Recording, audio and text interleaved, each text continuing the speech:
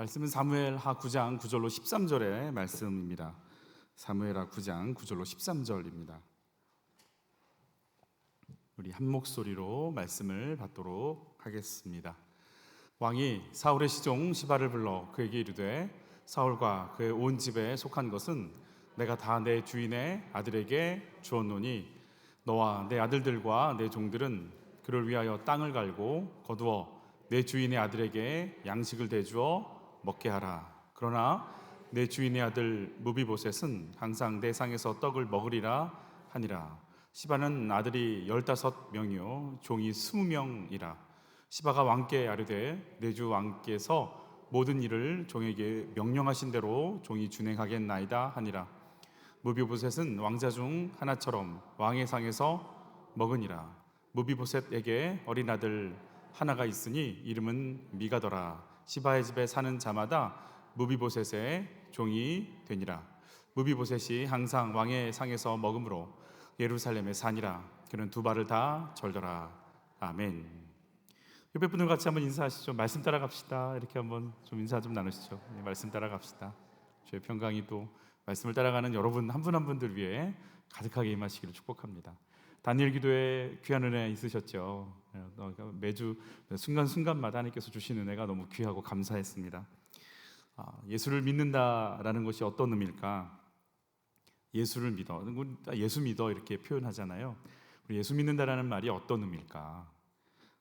예수를 믿으면 이제 아픈 곳이 치유를 받기 때문에, 그렇죠, 이렇게 치유받기 위해서 예수를 믿죠. 또 정말 풀어야 되는 문제가 있는데 이 문제가 풀릴 수 있다라는 소망 때문에 예수를 믿기도 하죠. 그리고 어째 보면 내가 사랑도 못 받고 인정도 못 받았지만 예수를 믿어보니까 사랑도 해주고 인정도 해주니까 너무 좋고, 그래서 예수 믿는 맛이 나고 그런 따뜻함이 있으니까 예수를 믿죠. 전 다 맞다고 생각이 들어요. 근데 예수를 믿는 건 뭘까? 사실은 조금 딱딱한 부분이겠지만 저희가 이 부분들을 좀 이렇게 단단하게 맺어져서 가야만 이게 요동하지 않을 거라 생각이 들죠. 예수를 믿는 건 뭐예요? 예수님이 어떤 분이라고 그러세요? 우리 다 아시지만 같이 한번 읽어볼까요? 아들을 낳으리니 이름을 예수라 하라. 이는 그가 자기 백성을 그들의 죄에서 구원할 자이심이라 하니라. 우리는 예수를 믿어요. 근데 그 예수님은 구원자래요. 자기 백성을 자기들의 죄에서 구원해 주시는 분을 우리가 믿는 거래요. 그러니까 이제 예수님을 믿는 것의 첫 번째 스텝이 뭐냐면, 내가 구원받아야 되는 인생이구나를 아는 것이 예수를 믿는 첫 번째 스텝이 되는 거죠. 내가 구원받아야 된다. 내가 구원받아야 된다. 이 구원받는, 그러니까 여기서 구원이라는 것은 내가 할 수 있는 영역이 아닌 거죠. 내가 할 수 없는데 도저히 내가 할 수 없어서 그분께 나가는, 나그네요. 내가 광야에서 어떻게 할 수 없다, 이걸 경험하는 시간들이 있어야 된다는 거예요. 나의 한계를 부딪히게 되는 것이 예수 믿는 첫 번째 스텝입니다. 듣기가 좀 쉽지 않으실 것 같아요. 예수 믿으면 잘 되는 거라고 믿었는데, 예수 믿는 건 네가 구원받아야 되는 인생이야 를 아는 거라는 거예요. 그 예수 믿는 것의 진짜 시작은 나는 죄인이고 나는 구원받지 않으면 살 수가 없습니다 를 아는 것이 첫 번째 단계인 거죠. 우리는 죄인이라는 말이 참 쉽지 않습니다. 좀 쉽지 않죠. 내가 왜 죄인일까? 우리는 뭐라고 배웠냐면 아담이 죄 지어서 그렇다는 거예요. 문제는 난 아담을 본 적도 없고 개인적으로 과일도 안 좋아해.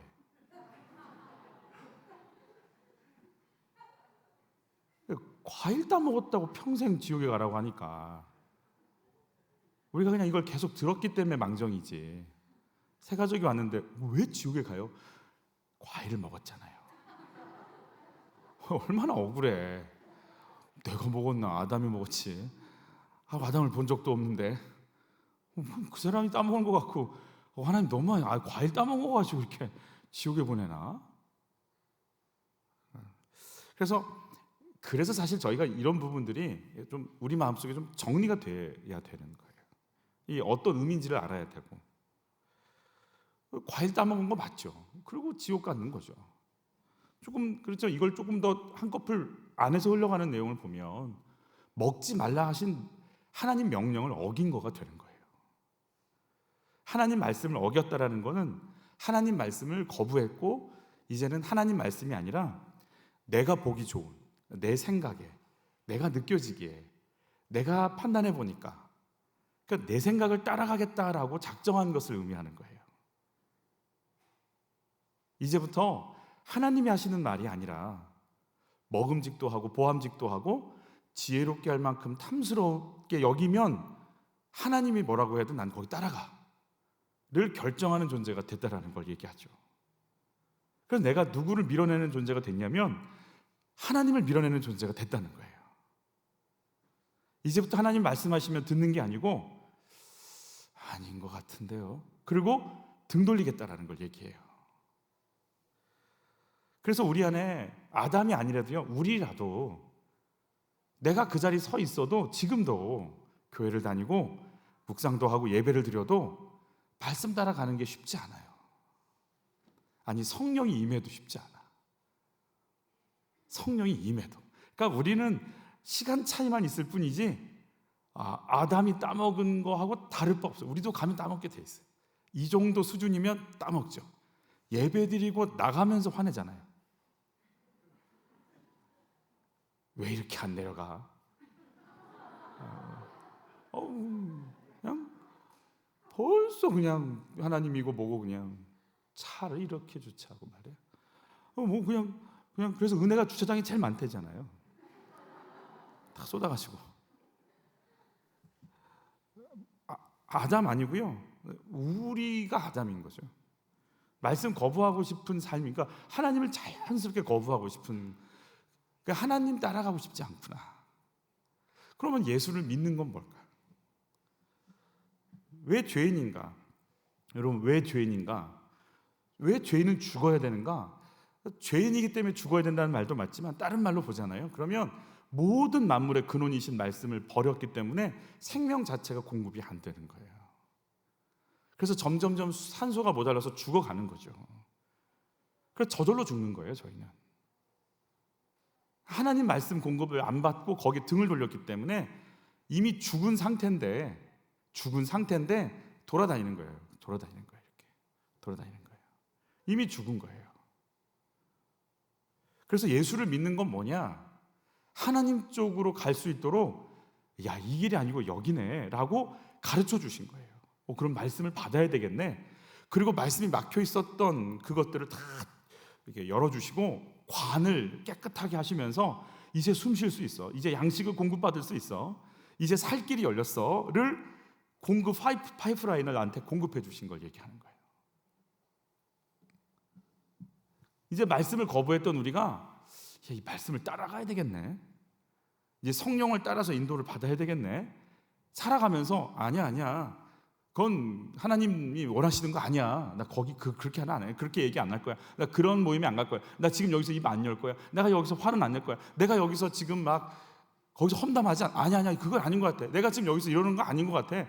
이 말씀의 조명을 받기 시작하면서 이거 아닌 것 같아, 이거 하나님 말씀이 이게 아닌 것 같아, 아프기 시작하는 거예요. 이제 그러니까 예수를 믿는 건 내가 말씀이 없구나, 하나님을 거부했구나, 하나님 없이 애굽의 왕자로 기술로, 노력으로, 열정으로, 뛰어남으로, 달란트로 살려고 했구나, 하나님 없이 살려고 했구나, 이게 나였구나, 이걸 딱 깨닫기 시작하는 거예요. 이제 하나님으로 살아야 되겠구나, 말씀으로 살아야 되겠구나, 이 소망을 갖고 방향 전환을 한 것을 예수 믿었다라고 얘기를 하는 거죠. 주일 말씀에 모세는 자기가 이렇게 뭔가를 딱 나타내면 사람들이 자기를 쫙 따라올 거라고 믿었다고 돼 있잖아요. 여기에 하나님에 대한 질문과 인도하심이라는 대목이 나오질 않죠. 그렇게 하면 되겠다라는 자기 생각 속에서 진행이 됐어요. 그리고 나서 광야로 나가서 자기 인생을 돌아보면서 자기 인생 해석한 단어가 나그네였어요. 내가 목적지가 있는데 가고 있는 중이며 나는 도움을 받지 않으면 살아갈 수 없는 인생이 나다. 하나님이 생명 주시지 않으면 안 된다. 자기가 이제 엘리에셀, 두 번째 아이 이름을 엘리에셀이라고 지으면서 건짐받은 인생인 것을 고백하잖아요. 내가 나일강에서 건짐을 받았고, 애굽의 군대에서 건짐을 받았고, 미디안 광야에서 건짐받아서 산다. 내가 구원받았다, 건짐받았고 은혜를 받은 사람이다. 내가 그 사람이다. 나는 은혜로 산다. 이것이 경험되기 시작하는 거죠. 여러분, 내가 은혜로 사는 인생을 믿으시기를 축복해요. 언제 은혜로 사는 게 느껴져요? 여러분, 이번에 이제 수술하신 한 집사님, 권사님 댁에 갔다 왔어요. 수술하셔서 못 일어나세요. 여러분, 그때 뭘 느낄까요? 내가 걸어다니는 게 은혜인 걸 아는 거죠. 어디가 이제 고장이 나면 그때 아는 거. 아, 이게 그렇구나. 이 모든 게 은혜인 걸 이제 아는 거죠. 아, 내가 은혜로 살았구나. 그래서 하나님의 은혜로 살고 하나님이 공급하시는 힘으로 사는구나, 하나님으로 사는구나라는 모세가 광야에서 시내산에서 머물 때 이스라엘 백성들이 금송아지를 만드는 장면, 우리 큐티에서 배우셨잖아요. 그때 하나님께서 뭐라고 얘기하시냐면, 나 너희들하고 같이 못 가겠어. 열받아서 못 가겠어. 나 건드리지 마. 안 갈래 나. 막 그러고 이제 하나님 떼 쓰셔요. 모세가 그거 보고 같이 떼를 쓰죠. 그 장면이에요. 같이 읽어볼게요. 여호와께서 모세에게 이르시되 너는 내가 애굽 땅에서 인도해낸 백성과 함께 여기를 떠나서 자, 너는 네가 인도했다 그러시는 하나님이 많이 마음이 상한 것 같아요. 계속 읽고, 내가 아브라함과 이삭과 야곱에게 맹세하여 내 자손에게 주기로 한 그 땅으로 올라가라. 내가 사자를 너보다 앞서 보내어 가나안 사람과 아모리 사람과 헷 사람과 브리스 사람과 히윗 사람과 여부스 사람을 쫓아내고, 내가 쫓아내고, 하나님이 쫓아내 주신다라는 거예요. 계속 있죠. 너희를 적과 꿀이 흐르는 땅에 이르게 하려니와 나는 너희와 함께 올라가지 아니하리니 가나안 땅도 줄 거고 가나안 땅에 있는 거민들도 내쫓아 줄 거고 약속대로 거기 살게끔 해줄게. 그런데 같이 안 갈 거야. 여러분 어때요? 누구 보기 싫으면 어때요? 돈 줄게, 가서 밥 사 먹어. 나 안 갈래. 난 안 갈래. 회비는 낼게. 안 갈래. 난 같이 있기 싫어. 딱 이런 상황인 거죠. 안 갈래. 이렇게. 하나님 그러셨어요. 하나님 성격이 좀 있다, 이런 생각이. 왜 그러냐면 너희는 목이 곧은 백성인즉 내가 길에서 너희를 진멸할까 염려함이니라 하시니, 내가 공의로 와서 너희 분명히 또 죄 지을 게 뻔하거든. 함께 가면 내가 니들을 어떻게 할지 모르겠어. 내가 너희를 어떻게 감당이 안 돼. 내가 가만 안 있을 것 같아. 다 진멸할 것 같아. 어떻게? 나 안 갈게 그러는 거죠. 모세가 이걸 알았어요. 그리고 모세는 다 준다는 거예요. 그래, 합격도 시켜줄게, 승진도 시켜줄게, 아파트 값도 올려줄게, 건강도 해줄게, 다 해줄게. 같이는 못 가겠어. 1번 다 된다, 하나님은 안 간다. 2번 많이 안 준다, 하나님 같이 간다. 몇 번? 대답하기 힘들어요, 저희. 모세는 그러니까 이런 대답에서 모세가 이제 나그네를 경험하니까 이런 고백을 하는 거죠. 보니까 어디서 구원받은 거예요? 나 이미 죽을 인생인데 나일강에서 건짐을 받았잖아요. 이미 죽을 인생인데 애굽의 군대에서 건짐 받았잖아요. 이미 사라질 인생인데 미디안 광야에서 오히려 준비시켜 주신 은혜를 누리고 있잖아요. 누구 때문에 사는 거예요? 하나님 때문에 사는 것이 경험이 되니까 되고 안 되고는 상관이 없어요. 하나님이 없으면 나도 없어요. 하나님이 안 계시면 내 존재도 없어요. 이미 죽었어요. 이미 없어졌어요. 그래서 되고 안 되고의 문제가 아니고 하나님은 내 생명 그 자체예요. 그래서 하나님이 없으면 안 돼요. 그래, 모세가 하나님 같이 안 가고 다 해줄게. 모세가 뭐라고 기도를 하는지, 여러분, 하나님이 내어버려 두사, 이게 저주거든요. 내가 바람을 펴도 내어버려 두사. 여러분, 걸리는 은혜가 있기를 축복해요. 우리 그냥 민망하니까 같이 아멘하죠. 시작. 걸리기를, 빨리 걸리시기를. 아멘. 이쪽만 3분 정도 했어요. 빨리 걸려라, 빨리 걸려라. 내어버려 두는 건 저주예요. 애굽의 바로가 왜 강팍해요? 내버려 뒀으니까. 내버려 뒀으니까. 그럼 하나님 내버려 두면 사람 강팍해져요. 얼마나 강팍해지는지 몰라요.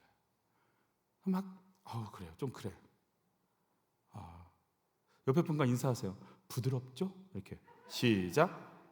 막 딱딱해요. 인사하면 인사도 안 해요. 인사시키고 그래. 부드러워야 돼.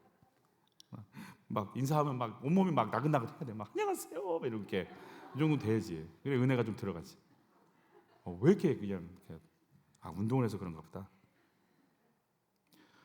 그래서 모세가 뭐라고 떼쓰는지 한번 같이 봐요. 내가 참으로 주의 목전에 은총을 입어 싸우면 원하건대 주의 길을 내게 보이사 내게 주를 알리시고 나로 주의 목전에 은총을 입게 하시며 이 족속을 주의 백성으로 이 족속 주의 백성으로 여겨주세요. 당신 백성이에요. 제발 말 안 듣는 거 아는데요. 이거 좀 여겨주세요. 근데 3장 12절의 말씀 붙잡고 지금 모세가 떼쓰는 거예요. 어떤 언약이 있었는지 같이 읽어요. 하나님이 이르시되 내가 반드시 너와 함께 있으리라. 내가 그 백성을 애굽에서 인도하여 낸 후에 너희가 이 산에서 하나님을 섬기리니 이것이 내가 너를 보낸 증거니라. 이렇게 호렙 떨기나무 아래서 주셨던 말씀이에요. 내가 너와 함께 하겠다고 은총을 주셨잖아요. 그러니까 나 띄워놓고 갈 생각 하지 마세요. 주님 어디 가신다는 말 하지 마세요. 함께 하신다고 그랬잖아요. 내가 은총 입었죠? 그럼 함께 해주셔야죠. 알아요. 힘든 거 알지만 주님 없으면 전 안 돼요. 주님 안 가면 전 못 가요. 주님 아니면 의미 없어요. 뭐가 의미 있어요? 잘 먹고 잘 살다가 사라졌더라. 이게 무슨 의미가 있어요? 영원까지 당신과 함께 있어야죠. 당신 없으면 나는 의미 없어요. 이러고 이제 모세가 그래서 하나님께서 모세에게 뭐라고 응답하세요? 같이 읽죠. 여호와께서 이르시되 내가 친히 가리라. 내가 너를 쉬게 하리라. 함께 하겠다라고 또 마음을 바꾸시는 거죠. 하나님의 마음이 오락가락하신 게 아니라 하나님 마음을 알고 기도할 수 있는 사람들을 세우기 원하는 하나님의 소원이 있기 때문에 이 장면을 저희들에게 주시는 거죠. 여러분 그래서 하나님 함께 하시는 광야 생활, 우리 하나님 함께 하시면서 갔던 광야 생활을 뭐라고 표현해요? 만나를 먹이신 사건이죠. 만나를 먹은 사건으로 광야를 풀잖아요. 우리 그 제목 알죠? 만나를 먹이신 것은 너희가 무엇으로 사는 게 아니라 떡으로만 사는 것이 아니요 하나님의 입에서 나오는 말씀으로 사는 것을 알게 하시려고 광야 생활 40년을 걷게 해주셨다는 거죠. 하나님 함께 하시면 나는 뭘로 산다? 그 말씀으로 사는 거 알아가는 거죠. 예수를 믿는 건 뭐 하는 거예요? 말씀을 버렸던 삶에서 뭐 하는 삶인 거예요? 말씀대로 말씀을 붙잡고 그 가치관으로 사는 삶을 살아가는 거죠. 매일같이 그 말씀이 들리시기를 바라고 그 말씀이 매일같이 나를 움직여 나가시기를 바라요. 말씀을 안다고 생각하지 마세요. 말씀을 아는 게 얼마나 무서운지 아세요? 말씀을 알면 정죄를 해요. 말씀을 살아내면 영혼을 놓고 긍휼히 여겨져요. 말씀을 안다는 것이 얼마나 착각 속에 들어가는지 몰라요. 말씀을 알면 안 돼요. 말씀이 경험되어져야 돼요. 말씀이 생명되어져야 돼요. 그래서 말씀이 살아가고 싶어져요. 말씀대로 살아가고 싶어지는 거예요. 그 순간 내 영혼이 살아나서 빛을 발해요. 그래서 말씀을 지식으로 하면 이제 죽어요. 기도로 음식물 이렇게 호흡기로 음식물 넘어가면 죽는 거예요. 여러분 식도로 넘어가야 돼요. 말씀이 지식으로 머물잖아요. 죽여요. 경력 자랑해요. 생명이 되지 않아요. 오늘 큐티 말씀은 뭐라고 그랬어요? 오늘 큐티 말씀은 그래서 성전 짓는 일을 위해서 사람들을 불러 모았죠. 사람들을 부르시는데 그 장면 잠깐 볼게요. 부살렐과 오홀리압과 및 마음이 지혜로운 사람 곧 여호와께서 지혜와 총명을 부으사 성소에 쓸 모든 일을 할 줄 알게 하신 자들은 모두 여호와께서 뭐 하신 대로 명령하신 대로 할 것이니라. 부름을 당했고 지혜와 총명을 부으셔서 성령을 부어서 그 일을 감당할 능력과 권능을 부어주셨잖아요. 그런데 계속 읽어볼게요. 모세가 부살렐과 오홀리압과 및 마음이 지혜로운 사람 곧 그 마음에 여호와께로부터 지혜를 얻고 와서 그 일을 하려고 마음에 원하는 모든 자를 부르매라고 했어요. 그러니까 그들이 했던 게 뭐냐면 우리 이 부분만 맨 아래줄 같이 읽죠. 모두 여호와께서 뭐 하신 대로 명령하신 대로 할 것이니라 그랬어요. 그러니까 지혜가 있고 부름을 받았고 하나님께서 선택하셨고 인도하잖아요. 그럼 하는 게 뭐냐? 말씀에 명령하신 대로 가고 싶어지는 거예요. 무슨 말이냐면 말씀의 가치관이 들어오기 시작하는 거예요. 내가 말고 말씀의 가치관. 세상이 아니고 말씀의 가치관. 여러분 매일 매 순간 말씀의 가치관들이 큐티를 통해 매일같이 임하시길 바라는 거예요. 알아 그러지 마세요. 몰라 하고 보셔야 돼요. 안다라고 보면 큰일 나요. 난 몰라 할 때 배우고 싶어지는 거예요. 안다라고 하는 거 배우고 싶어지세요? 여러분 오늘 설교 내가 알아 그러면 내가 막 듣고 싶어질 거예요? 아니에요. 몰라 그럴 때 내가 알고 싶어지는 거죠. 오늘 내가 살 걸 아세요? 몰라요. 오늘 내가 살 걸 모른다 하니까 오늘 주신 말씀 잡아야 되는 거예요. 오늘 주신 말씀 아니면 못 살아가 돼야 되는 거예요. 그래야 말씀을 붙잡죠. 우리 성전을 지을 때 5절도 있었거든요. 36장 오늘 본문 중이어서 같이 읽을게요. 모세에게 말하여 이르되 백성이 너무 많이 가져오므로 여호와께서 명령하신 일에 쓰기에 남음이 있나이다. 건축을 하는 사람들이 뭐라고 하냐면 재료가 너무 많아요. 그만 좀 가져오라고 하세요도 명령하신 일에 쓰기에 남음이 있나이다. 명령하신 대로 설계하고 진행시켜 나가는 거죠. 멈춰주세요. 그러니까 일을 시작하는 것도 여호와의 명령이고 진행하는 것도 명령을 따라서 이제 그만 좀 가져오세요도 명령을 따라서 했다라는 거예요. 여러분 우리는 욕심이 많아서요. 저희 이제 건축비가 얼마 정도 걸려요? 지금은 많이 올랐다고 그래서 저희가 뭐 400 한 평당 뭐 500이냐 600이냐 700이냐 800이냐 이거 그 얼마냐에 따라서 수십억이 왔다 갔다 할 거 아니겠어요? 여러분 돈을 주는데요. 은금을 주는데요. 뒤로 막 이렇게 챙기면 되는 거 아니에요? 이렇게 더? 그러면 돈이 많이 남잖아. 철강을 몇 미리로 쓰느냐에 따라 돈이 어마어마하게 차이가 나는데 뭐 얼마든지 가져올 때마다 뒤로 좀 챙기면 되는 거지. 근데 그만 가져오세요 남아요의 기준이 말씀이다라는 거예요. 일을 하는 것도 말씀이고 진행하는 것도 말씀이고 멈추는 것도 말씀이었다라는 거예요. 그러니까 부살렐과 오홀리압이 주의 말씀의 가치관을 가지고 성소를 지었다라는 걸 보여주고 있는 거죠. 하나님께 부름받고 성령께서 임하신 자 하는 게 뭐냐? 말씀의 가치관 가지고 진행하더라라는 거예요. 여러분 주의 말씀의 가치관이 우리 속에 들어오기를 축복하는 거죠. 그러니까 멋스러워도 말씀을 따라가는 거고 멋스럽지 않아도 뭐 따라가는 거예요? 말씀 따라가는 거죠. 좋아도 말씀 따라가지만 안 좋아도 뭐 따라가는 거예요? 말씀 따라가는 거죠. 그러니까 좋고 싫고 멋있고 안 멋있고가 아닌 거예요. 내 가치관이 말씀의 가치관인 거죠. 여러분 어떠세요? 여러분이 좋아하는 스타일의 사람들이 유형이 있으세요? 있어요. 저도 있어요. 근데 말씀의 가치관을 보면서 그대로 좋아하는 스타일의 사람 만나라고 하나님 그러세요? 안 그래요. 놀랍도록 안 그런 사람들 붙여주시죠.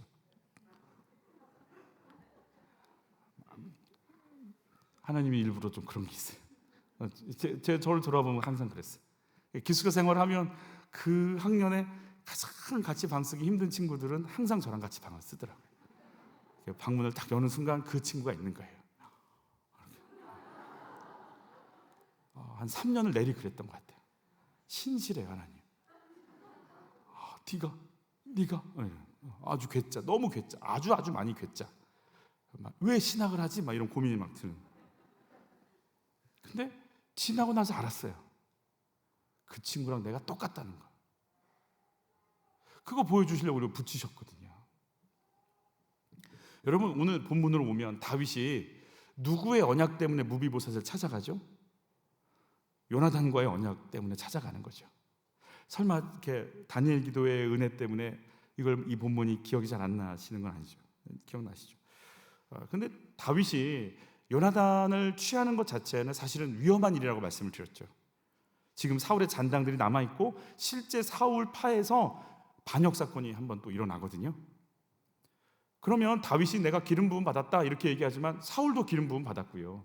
내가 사울의 사위다 이러고 정통성을 유지하려고 하지만 그러면 정통성은 사울의 아들의 그 그 사람이 정통성이 더 있지, 사위보다는. 그래서 그 사람을 찾아낸다는 건 굉장히 위험한 일이기도 하고 조심스러운 일이기도 하죠. 어떤 분은 이걸 이렇게 해석합니다. 어느 정도까지 해석을 이렇게 하냐면, 요나단이 다윗에게 자기의 갑옷을 물려주고 칼을 물려주면서 네가 왕이 돼, 그 다음 나야 라고 얘기했던 것처럼 지금 요나단의 아들을 찾아내는 것은 어떤 각오를 하는 거냐면, 다윗이 당신이 왕이 되고 싶어? 나 왕이 될래요. 하나님이 얘 왕시켜야겠는데, 이렇게 만약에 전략을 만약 바꾸신다면 다윗이 그 자리에서 이 사람이 먼저고 저는 그 다음입니다, 요나단처럼 똑같이 고백을 해야 될 수도 있는 상황인 거예요. 그거 각오하는 거예요. 찾기 쉽지 않아요. 그래서 무비보셋을 찾을 때 역사적으로 다윗이 정권을 잡은 후 17년에서 18년 정도가 지난 다음에 무비보셋을 찾습니다. 그러니까 다윗도 끙끙 앓는 거예요. 찾아야 되나 말아야 되나, 내가 이거 감당할 수 있나. 다윗도 힘든 거예요. 근데 여러분, 다윗의 삶을 보면 다윗이 어떻게 왕이 됐어요? 같이 읽어봐요. 사울이 기름 뿔병을 가져다가 그의 형제 중에서 그에게 부었더니 그날 이후로 다윗이 여호와의 영에게 크게 감동되니라. 사무엘이 떠나서 라마로 가니라. 하나님이 다윗에게 일방적으로 언약하시고 기름 부어주셨잖아요. 하나님이 왕시켜 준 거잖아요. 같이 한번 읽어볼게요. 또 여호와의 구원하심이 칼과 창에 있지 아니함을 이 무리에게 알게 하리라. 전쟁은 여호와께 속한 것인즉 그가 너희를 우리 손에 넘기시리라. 하나님이요, 다윗을 통해서 골리앗을 무찌를 수 있도록 하나님의 영을 부으시면서 감당할 힘을, 용감한 능력을, 담대함을 부어주신 건 하나님이시잖아요. 같이 읽어볼까요? 다윗이 광야의 요새에도 있었고 또 십광야 산굴에도 머물렀으므로 사울이 매일 찾되 하나님이 그를 그의 손에 넘기지 아니하시니라. 매일 찾지만 못 찾는 이유는 뭐예요? 하나님이 막아버리셨기 때문에, 하나님이 보호해 주셨기 때문에 그런 거예요. 왕이 된 것도 하나님이셨고 전쟁에서 승리하는 것도 하나님께서 하신 거였고 사울에게 넘기지 않고 지켜주신 것도 하나님이었다라는 걸, 하나님이 나에게 일방적으로 오신 그 언약 때문에 나가 이렇게 이 자리에 있다라는 걸 다윗이 아는 거죠. 모세처럼 홍해에서, 나일강에서, 애굽의 군대에서, 미디안 광에서 건진받은 건 하나님 은혜인 거죠. 내가 아닌 게 되는 겁니다. 언약이 자기를 이끌고 왔어요. 그럼 요나단과 맺은 언약을 누가 이제 신실하게 이행해야 될 차례예요? 다윗이 이행해야 되는 거예요. 이행해야 되는 거예요. 요나단과의 언약들은 알고 있죠. 붉은 글씨 한번 읽어볼게요. 자기 생명같이 사랑하여 더불어 언약을 맺었다라고 되어 있어요. 같이 또 붉은 글씨, 내가 사는 날 동안에 여호와의 인자하심을 내게 베풀어서 나를 죽지 않게 할 뿐 아니라 여호와께서 너 다윗의 대적들을 지면에서 다 끊어버리실 때에도 너는 내 인자함을 내 집에서 영원히 끊어버리지 말라 하고, 요나단이 다윗의 집과 언약하기를 여호와께서는 다윗의 대적들을 치실지어다 하니라. 여기서 다윗의 대적은 누구라고 그랬어요? 자기 아버지잖아요. 그만큼 요나단은 자기 집안이 하나님 보시기 아니면 아닌 거예요. 무너져야 되는 거예요. 하나님께 악을 행했으면 이건 멈춰져야 되는 일이라고 요나단은 정말 이렇게 서 있어요. 깨어 있어요. 그러니까 요나단이 왜 길게 안 살았냐 했더니 요나단은 자기 십자가 잘 져버린 것 같아요. 그러니까 하나님께서 됐어, 넌 채워졌어, 이제 그만 고생하고 올라와, 이렇게 부르신 것 같아요. 김영재 목사님이 오파라고 부르는 두 종류의 사람이 있어요. 누구냐면 요나단 오파 이렇게 부르고 있고, 오늘 뒤에 나오는 또 한 사람이 있어요. 우리 다시 한번 또 볼게요. 요나단이 어땠는지 같이 읽죠. 곧 요나단이 그에게 이르기를 두려워하지 말라. 내 아버지 사울의 손이 내게 미치지 못할 것이요 너는 이스라엘의 왕이 되고 나는 내 다음이 될 것을 내 아버지 사울도 안다 하니라.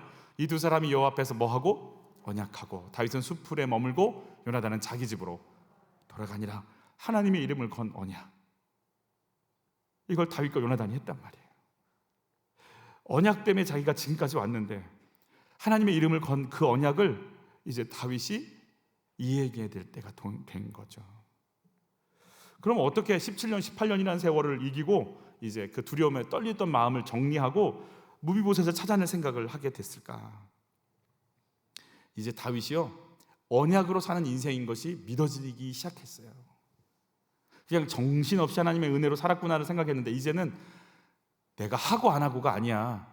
하나님의 언약대로 되어지는 인생이야. 이제 이걸 받아들이기 시작한 거예요. 내가 열심을 낸다고 안 되고 열심을 안 낸다고 안 되고가 아니야. 주의 언약이 그러면 되는 거야. 이게 받아들여지기 시작하는 거죠. 여러분, 그래서 다윗 언약을 하나님께서 맺는 장면, 사무엘하 7장에 나오잖아요. 그 장면에서 내가 너의 몸에서 태어날 아이들을 영원히 너의 왕 위에 있게 하리라 라는 다윗 언약을 베풀어 주시죠.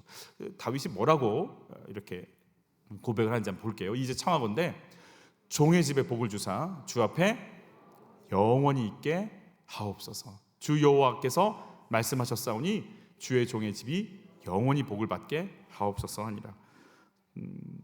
주 앞에 영원히 있게 해달라는 거예요.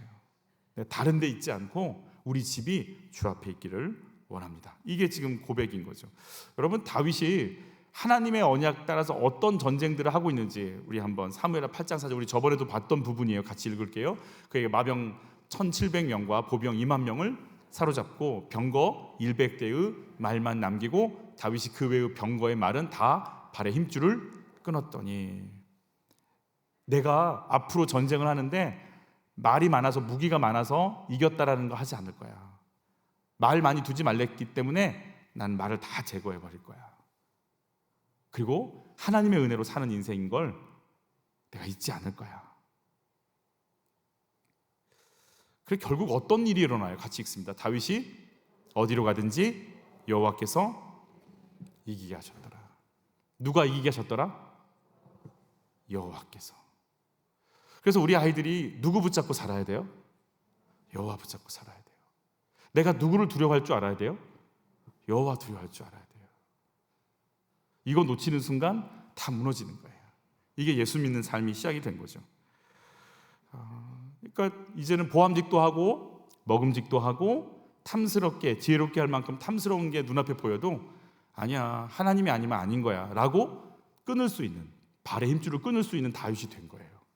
그러니까 다른 거 미련두지 않고 나는 주의 언약으로 살지. 그러면 그 언약 내전, 요나단과의 언약 나도 지켜야지. 하나님의 이름으로 했는데, 그리고 이제 무비보셋 찾아내서 그에게 은혜를 베푸는 거죠. 오늘 그 은총의 통로로 쓰임받는, 그러니까 언약에 눈뜨고 언약이 날 이끌어간다라고 하는 말씀의 사람인 것에 대해서 부유함이 나타나니까 이제 다윗이 오늘 그 길을 했는데, 그 통로가 된 사람 두 사람, 오늘 시바와 마길이 등장하거든요. 우리 시바가 먼저 등장하는데 그 사람 어떤지 같이 볼게요. 사울의 집에는 한 사람이 있으니 그 이름은 시바라. 그를 다윗의 앞으로 부르매 왕이 그에게 말하되 내가 시바냐 하니 이르되 당신의 종이니이다 하니라. 왕이 이르되 사울의 집에 아직도 남은 사람이 없느냐? 내가 그 사람에게 하나님의 은총을 베풀고자 하노라 하니 시바가 왕께 하려되 요나단의 아들 하나가 있는데 뭐 하는 사람? 다리 저는 자니이다 하니라. 그냥 한 칼에 끝내죠. 있어. 누군데? 그럼 누구냐고 물었으면 이름을 말해야 되는 거잖아요. 근데 누구냐 그랬더니 하는 말이 뭐예요? 다리 저는 자예요. 무슨 말이에요? 신경 쓰실 거 없어요. 아무 힘도 없어요. 별거 아닌 사람이에요. 내가 볼 때 별거 아닌 사람이에요. 아이고, 그 사람 신경 안 쓰셔도 돼요. 다리를 저는 자니까 그런 거죠. 여러분, 다리를 저어도 하나님의 역사가 흘러가는 것을, 언약이 흘러가는 걸 볼 수 있는 눈이 열리시길 축복해요. 그 눈이 열리지 않으면 하나님의 복이 우리를 통해 흘러가지 못해요. 시바가 절뚝발이라는 것을 강조하면서 외모로 철저하게, 내가 볼 때 보암직하지 않아요. 탐스럽지 않아요. 그 사람은. 그러니까 버려도 돼요 라고 얘기해 주는 거예요. 여러분, 우리가 사람을 외모로 평가하는 게 있을까요? 사람을 볼 때는 어디를 먼저 보세요? 내가 보는 게 있어요. 사람을 딱 보면 느껴지는 게 있으세요? 그걸로 판단이, 평가가 좀 되세요? 그런 거 있죠. 인상이 이렇게 날카로운 분이 있고 부드러운 분도 있고, 그죠? 지적인 분도 있고 유쾌한 분도 있고 막 다양할 거 아니겠어요? 그죠? 옆에 분 한번 보세요. 어떻게 생겼는지. 우린 그래서 마스크를 벗을 수가 없어요. 여러분, 우리가 어떻게 해야 사람을 외모로 평가하지 않을 수 있을까요? 좋은 비결이 하나 있어요. 제가 오늘 잘 얘기 안 하는데 우리 교회니까 오늘 특별한 차원에서 사람을 외모로 평가하지 않을 수 있는 좋은 비결. 화려하고 멋있는 사람한테 상처받으면 돼요. 좀 되는 분들한테 상처를 받잖아요. 그러면 다시는 외모에 속지 않으리. 할렐루야. 아멘. 아멘. 키 크고 멋있는 분한테 상처받으면 키 크고 멋있는 놈들이 와도 흔들리지 않는 굳건한 믿음이 우리에게 생긴다. 할렐루야. 사울의 외모 어땠어요? 같이 보죠. 사울의 외모. 사람들이 달려가 거기에서 그를 데리고 나왔다. 그가 사람들 가운데 섰는데 다른 사람들보다 어깨 위만큼 더 커 보였다. 사무엘이 온 백성에게 말하였다. 주님께서 뽑으신 이 사람을 보아라. 온 백성 가운데 이만한 인물이 없다. 그러자 온 백성이 환호성을 지르며 임금님 만세를 하고 외쳤다. 할렐루야. 이만한 인물이 없는 거예요. 이만한 인물이 없어요. 키가 되고 인물이 되는 사람. 할렐루야. 박수빈 목사가 마스크가 돼요. 키가 안 돼. 그래서 목회를 하는구나 이런 생각을. 저기서 키가 컸으면 어떻게 될까? TV에서 봐야 되지 않을까? 웃자고 한 얘기니까 막 심각하게 쓰면서 막 목장 나눔할 때 이런 거 막 이런 분들 계세요. 초점을 놓쳤다 이 생각하는 거죠. 키 크죠, 인물 되죠, 겸손하죠. 숨어 있었거든요. 예배 엄청 열심히 드리는 거 아세요? 사울이 예배 중독자예요. 여러분 전쟁터에 나가서 금식시키는 사람이에요. 예배 아주 정말 예배 열광주의자예요. 누가 보면 새벽 예배, 금요 예배, 철야 예배 안 빠져. 그런 사람이 사울이에요. 얼굴 되고 왕이고 또 엄청나지 않겠어요? 근데 그가 주의 신이 그를 떠나죠. 그가 어떤 왕으로 되어가는지, 그 멋있고 키 크고 겸손하고 예배 잘 드리는 사울이 어떻게 바뀌는지 볼게요. 바로 그 다음날 하나님이 보내신 악한 영이 사울에게 내리 덮치자 사울은 궁궐에서 미친 듯이 헛소리를 질렀다. 미쳐가는 거예요.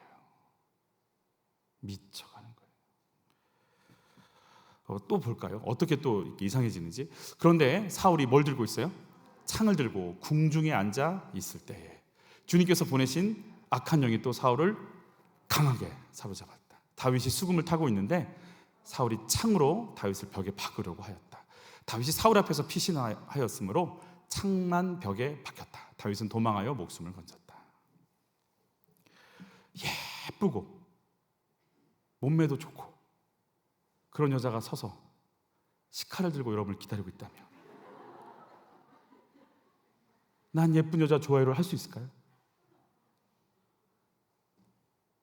누가 여자 좀 만나 너무 예쁜 분이야. 여러분 시칼 들고 있는 여자야. 그냥 기회만 되면 헛소리를 질러대고 칼을 던져. 여보 국이 맛이 포크가 날라와. 같이 살겠어요?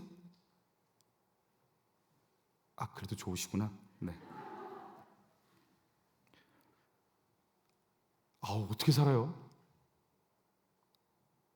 정선희 집사 간증에 뭐가 등장하죠? 코미디언 정선희 집사가 남편이 그렇게 하고 나서 모든 양을 털어서 먹으려고 준비하는데 그걸 엄마가 알고 변기에 버렸다고 그러죠.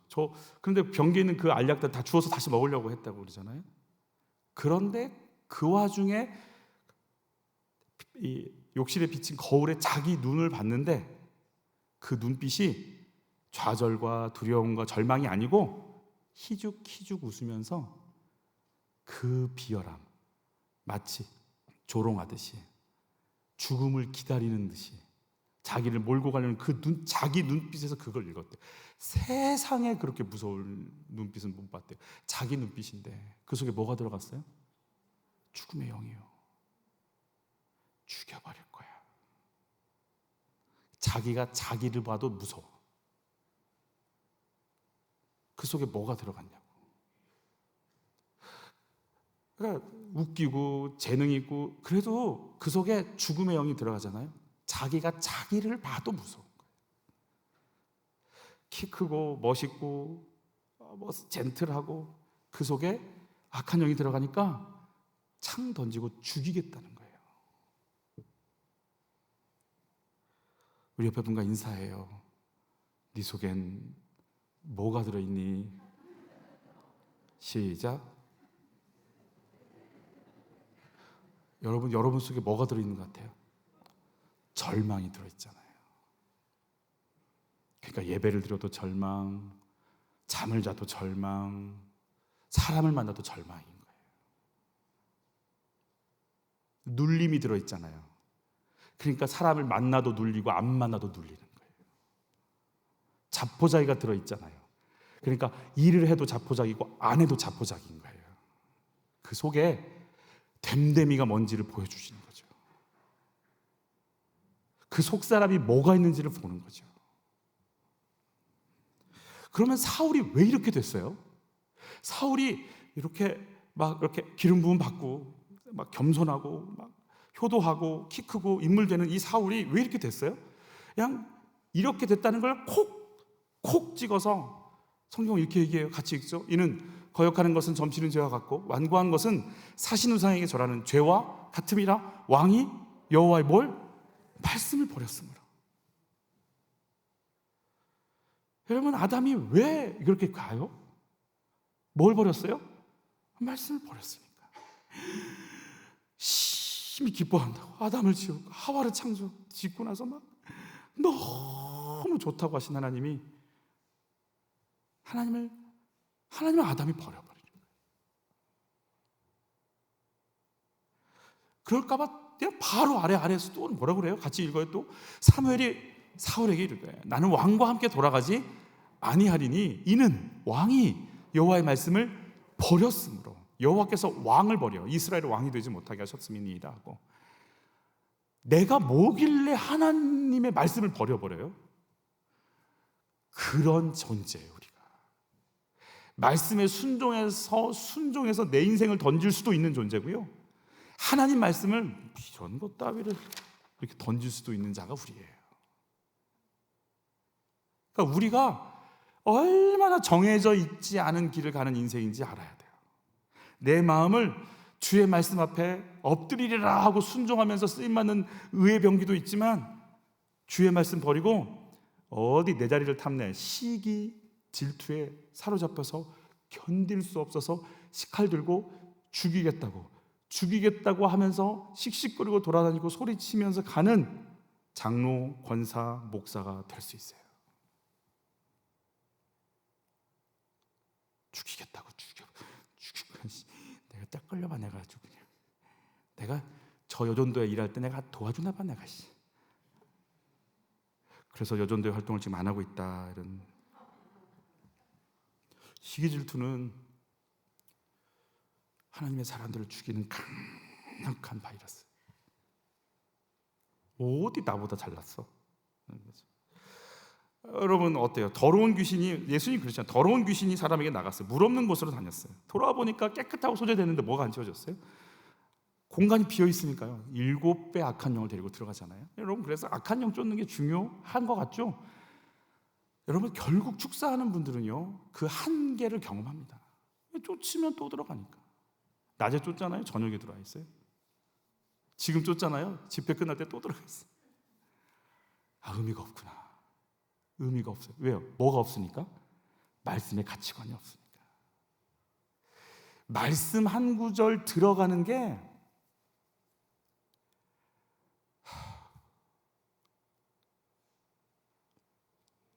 내가 나그네 인생이다, 죄인이다, 이거 인정하는 게요, 어떤 분은요 몇십 년 걸려요. 인정이 안 돼요. 말씀의 가치관 들어오는 거 쉽지 않아요.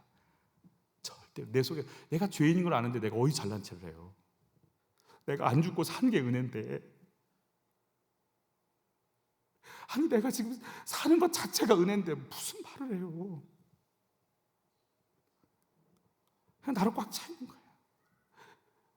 내가 잘났어요. 그러니까 하나님 말씀을 내가 버릴 수 있는 힘이 있어요. 내가 뭐라고? 그 말씀의 가치관 들어오는 게 얼마나 힘든지 몰라요.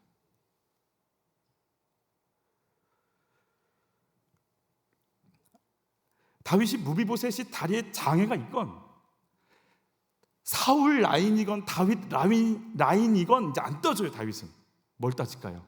누구와 맺은 언약? 요나단과 맺은 하나님의 언약. 그게 보이는 거예요. 그러니까 여러분, 우리가 주일을 하면서 계속 비워내고 던져야 돼요. 우리가 퀸 이제 세미나가 있어서 저희 목회자들과 같이 얘기 나누면서 느끼고 고백하는 것 중에 하나가 뭐냐면, 퀸을 하면 할수록 뭐하냐면 버린다라는 거예요. 버린다. 내 생각, 내 고집, 내 철학, 내 편견, 이거 버리는 거예요. 계속 버리고. 우리는 집어넣는 줄 알아. 그렇지 않아요. 버리는 거예요. 계속 버려야 되는 거예요. 버리고 버리면 내 안에 계신 누구만 남는 거예요? 예수 남는 거지. 예수님의 지혜, 예수님의 평안, 예수님의 생명, 예수님의 위로, 예수님의 권세, 예수님의 가르침, 예수님의 소망, 예수님의 열정, 예수님의 능력만 남는 거지.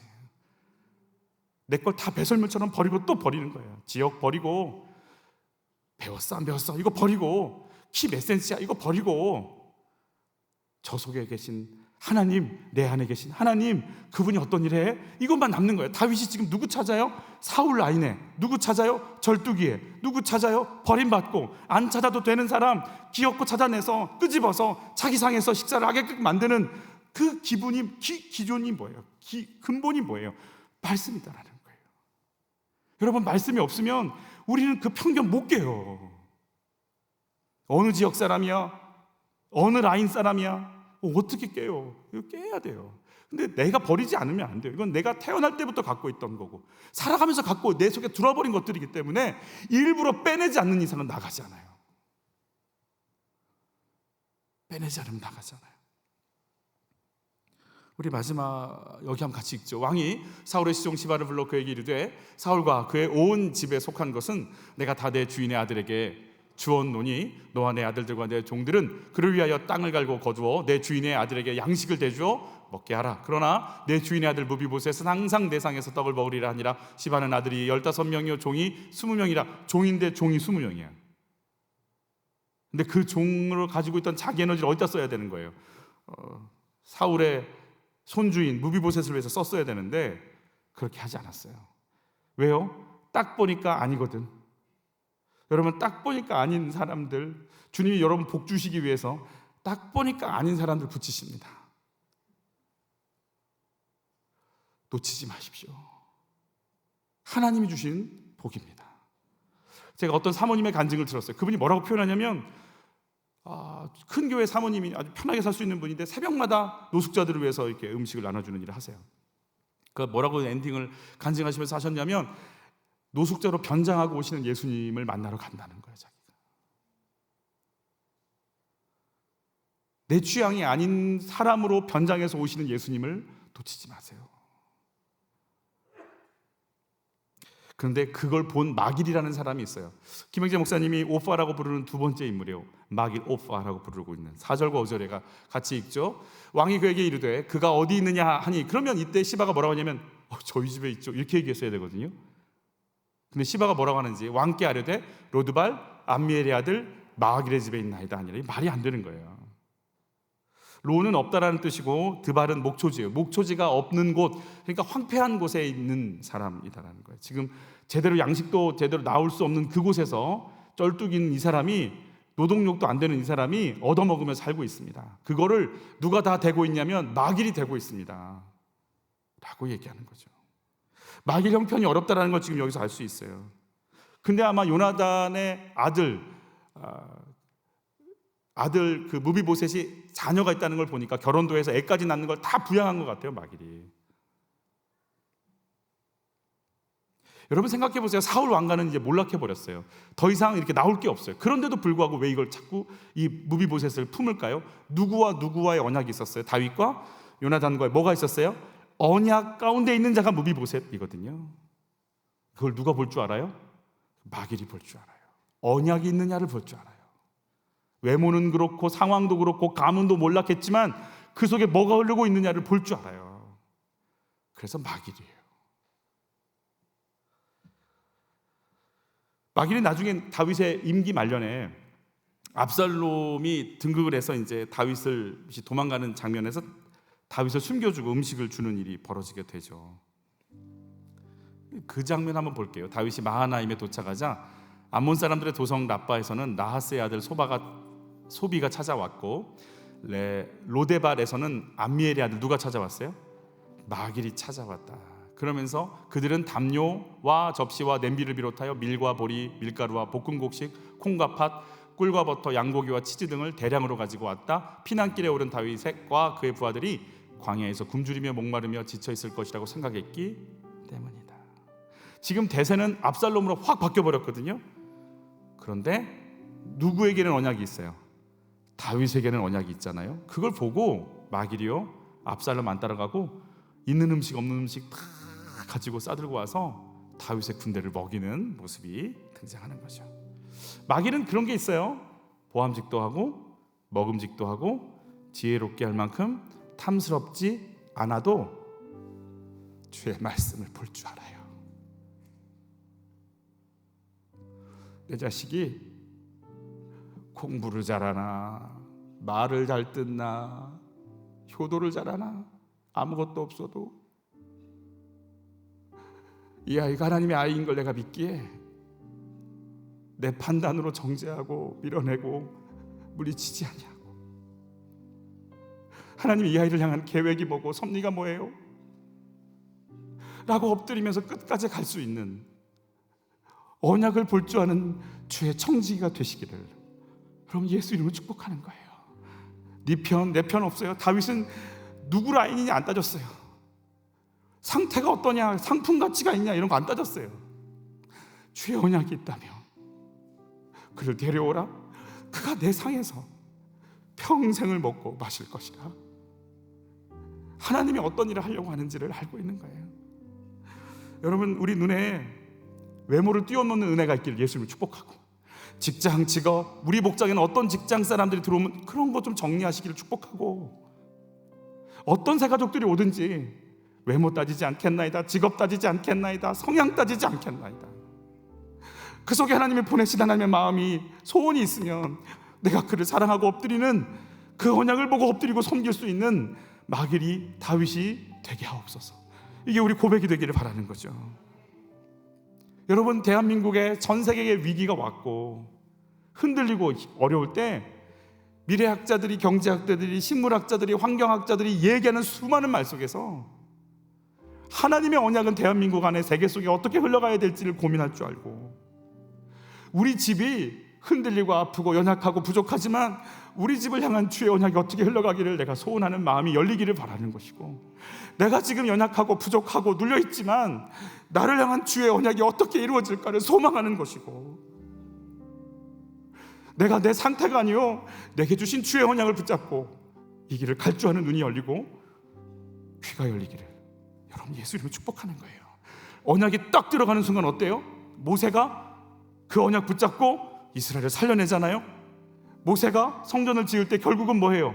여러분, 성전을 짓는다는 건 뭐 하는 거예요? 오홀리압과 부살렐이 성전을 짓는 지혜가 왔다는 건 뭐예요? 성전은 결국 누구예요? 나잖아요, 나. 예수 믿는 한 사람 한 사람들이 주의 성전이잖아요. 너희가 하나님의 성전인 것과 하나님의 성령이 너희 안에 거하시는 걸 너희가 알지 못하느냐. 한 사람 한 사람들을 양육해서 세워놓는 일을 하는 걸 이야기하는 거란 말이에요. 즉 말씀 붙잡고 사람 세우는 일을 하기 시작하는 삶. 다윗이 어떻게 해요? 언약이 딱 들어가자마자 버려지고 외면당하고, 그리고 어찌할 줄 모르고 한평생 그렇게 빼앗긴 삶을 살아가는 그 한 사람을 찾아내서 세우는 일을 하는 거죠. 여러분, 주의 언약 속에 들어가는 순간 한 영혼 한 영혼들을 살리고 싶은 소원들이 우리를 지배하고 다스려 주시기를 축복합니다. 저는 오늘 그런 은혜를 여러분들이 경험했으면 좋겠어요. 내가 살려고 하잖아요. 그럼 남을 죽여야 돼요. 왜냐면 내가 남보다 높아져야 되니까. 근데 남을 살리려고 하잖아요. 그럼 나를 낮추려고 하잖아요. 그러면 남을 살리려고 하는 생명력이 내 속에 나타나서 나도 살아요. 여러분, 그런 생명을 경험했으면 좋겠어요. 이제 우리 마음속에 나 살아야 돼. 그러면 남들이 다 악하게 보여요.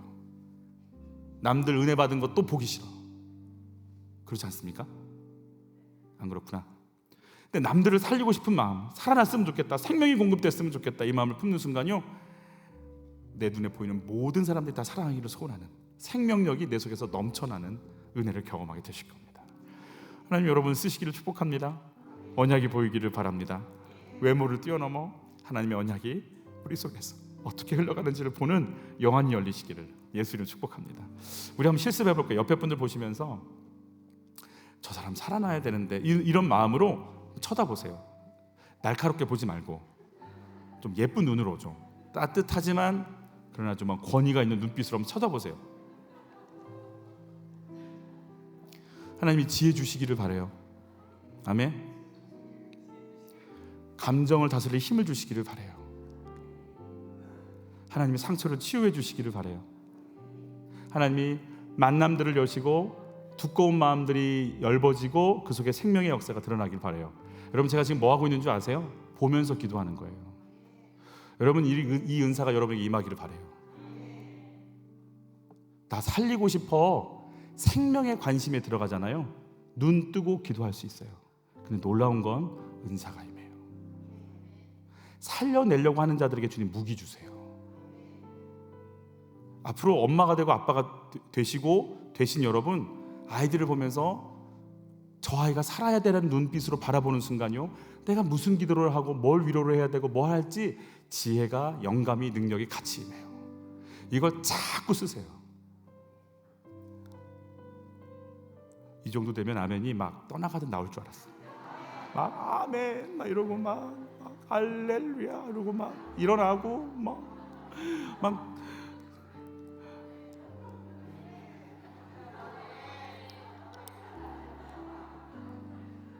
왜냐면 제가 그걸 그렇게 경험했기 때문에 그래요.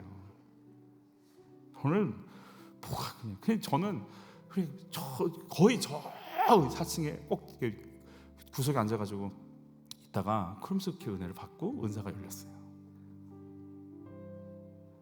그냥 앉아 있다가, 여러분들 그래서 그런 믿음이 있어요. 제 안에 그냥 주님 바라보면서 마음을 열면 주님이 그 자리에서 막 부어주실 것이다. 그리고 여실 거고 부어주실 거고 새롭게 하실 것이다. 여러분, 그 은혜가 임할 거예요. 살려내야 돼라고 하는 마음의 중심만 잡는 순간 하나님은 모든 각양 좋은 걸 여러분에게 쏟아부으실 겁니다. 여러분에게 그 은사가, 지혜와 영감과 능력이 임하기를 예수님을 축복합니다. 우리 찬양하면서 나갈까요?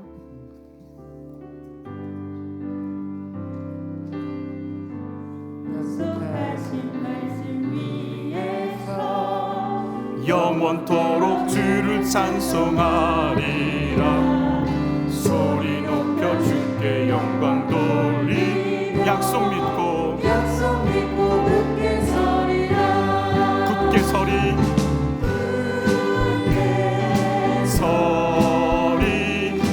영원하신 말씀이네. 굳게 서리. 굳게 서리. 말씀이 굳게 서리. 주님 약속하신 말씀, 주님 약속하신 말씀이 세상 염려 내게 엄습할 때에 내게 엄습할 용감하게 힘써 싸워 이기며 힘써 싸워 이기며 약속 믿고 굳게 서리라. 굳게 서리. 굳게 서리. 영원하신 말씀 위에 굳게 서리. 굳게 서리. 그 말씀 위에 굳게 서리.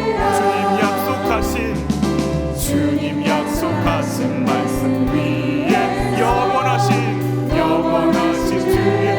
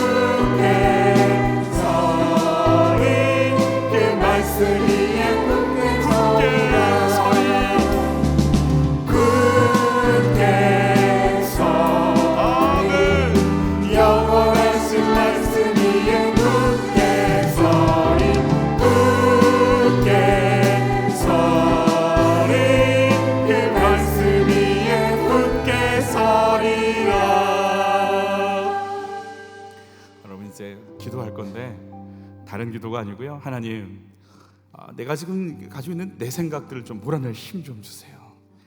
걱정이, 두려움이, 낙심이, 패배감이, 분노가, 짜증이, 원망이, 정죄가, 하나님 이 생각들이 하나님 말씀을 등지게 만들지 말게 하시고 내 생각 싹 뜯어가시고 날마다 버리게 하시고 네 아들은 내 거다, 네 인생도 내 거다, 네 삶도 내 거다, 내가 창조했고 내가 보냈고 내가 인도하고 너의 상태를 알고 내가 인도해 나갈 거다 라고 하는 그분의 말씀 앞에 엎드리고 매일 매순간 주의 말씀 앞에서 빚어지고 새로워지는 말씀 앞에 나를 던져놓는 인생이 될 수 있도록 도와주시옵소서. 주여, 말씀, 새벽에 주시는 그 말씀, 그날 주시는 그 새벽의 말씀이 끊임없이 나에게 영원한 생명이 되어 나를 만지고 빚어가게 하여 주시옵소서. 내 생각을 말씀이 이기게 하여 주옵소서. 내가 말씀을 따라갈 줄 아는 그 지혜와 영감을 얻게 하여 주옵소서. 우리 주여 삼창하시면서 기도로 나갑니다. 주여, 주여, 주여. 나의 상황을 아시는 하나님, 내 몸을 아시고 나의 상처를 아시고 내가 있을 곳을 아시며 내가 버려야 할 것을 아시는 하나님, 내가 하나님의 언약을 붙잡을 수 있도록 내 생각 뒤로 하고 주의 말씀 붙잡을 수 있는 힘을 얻게 하여 주옵소서. 말씀을 버린 사울이 어떻게 되는지를 보고 있습니다. 하나님, 내가 잡아야 될 말씀, 내가 의지할 말씀, 그 말씀이 열리기 원합니다. 그 말씀의 권세가 열리기 원합니다. 그 언약이 느껴지기를 원합니다. 그 말씀 따라 순종하기 원합니다. 그 말씀의 역사 속에 내가 들어가기를 원하오니 나를 만지소서, 나를 이끌소서, 나를 채워주심을 감사합니다.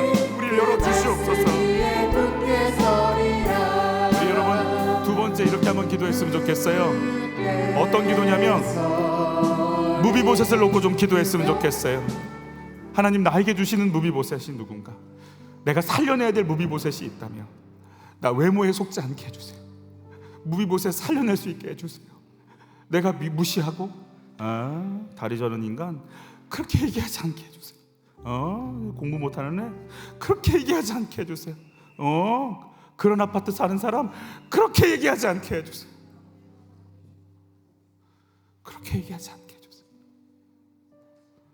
그 속에 하나님의 뜻이 뭐고, 그 속에 하나님의 계획이 어떤 건지, 그 숨겨진 하나님의 언약 볼 수 있도록 하나님 제발 내 눈 좀 열어주시고 주님의 인도를 좀 받을 수 있도록 좀 도와주세요. 하나님, 외모에 속지 않게 해주세요. 족보에 속지 않게 해주세요. 어느 라인이냐에 속지 않게 해주세요. 그 사람 형편이 어떤 것인지에 속지 말게 하세요.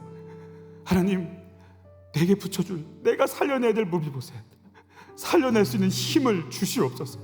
그를 살려내서 무비보셋의 라인에서 사울이 나온 것, 바울이 나온 것처럼, 다윗의 라인에서 예수가 나온 것처럼 하나님, 살려내는 인생이 되어서 복음의 가문의 역사를 열 수 있는 내가 그 믿음의 눈, 믿음의 통로가 되는 일에 쓰임받을 수 있도록 나를 인도하여 주시옵소서. 주여, 영혼을 볼 수 있는 눈을 주시옵소서. 무비보셋을 살려낼 수 있는 힘을 주시옵소서. 우리 주여 한번 외치고 각자의 기도 제목으로 나가시겠습니다. 주여.